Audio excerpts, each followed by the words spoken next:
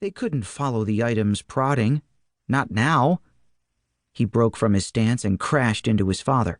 He pushed him toward Xander. "Dad, let's go. Anywhere but down there." Dad nodded.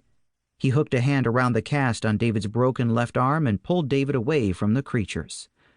The one nearest was so close David could hear its panting and the rattling of the pebbles it dislodged as it scrambled up the hill. He could see a thread of spit spilling over its trembling bottom lip. Keel rushed forward, pistol in hand. He thumbed the hammer back. David tore away from his father's grasp. "No!" he yelled. He stretched out his left arm. His cast prevented him from reaching Keel's arm, but then he lunged with his right, catching Keel's bicep, knocking his aim toward the sky. David squeezed his eyes closed, expecting the sharp crack of the firearm. When it didn't come, he looked. Keel was glaring down at him. "David," he said. But the creature had stopped mere feet from the top of the hill, almost on top of them. He stared at David, blinking, confused or startled. An old scar ran vertically down his face from forehead to jaw. There seemed to be no muscle separating his facial bones from the white skin that clung to them. Sharp cheekbones and chin, hollow cheeks and eyes almost lost in the pits of his sockets. His head seemed too large for his scrawny neck and bony body. Wispy brown hair clung to his skull and sprouted here and there on his face. Keel pushed David away. He skipped closer to the creature, brought his foot up, and kicked the thing in the chest. The creature flew backward, arms flailing. He crashed into another of his kind, and they both tumbled down the hill. Dust billowed in their wake.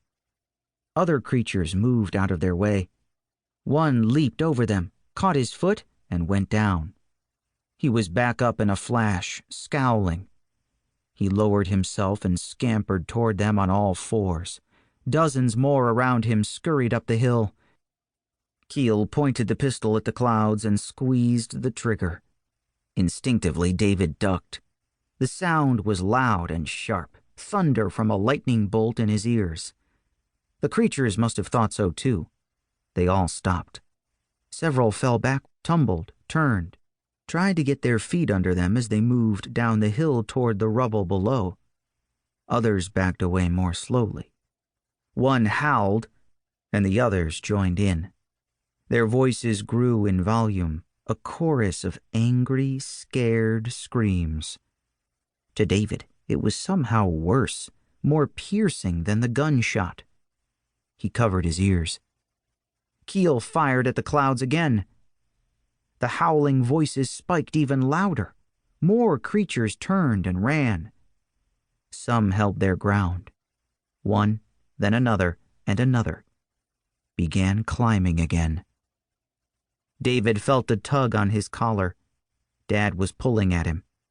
Without a word, Keel wrapped a powerful arm around David's waist, picked him up, and began jogging down the opposite incline.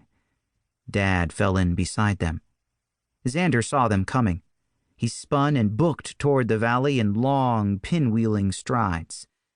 Every time Keel's foot hit the ground, David felt his ribs crush between the man's body and arm.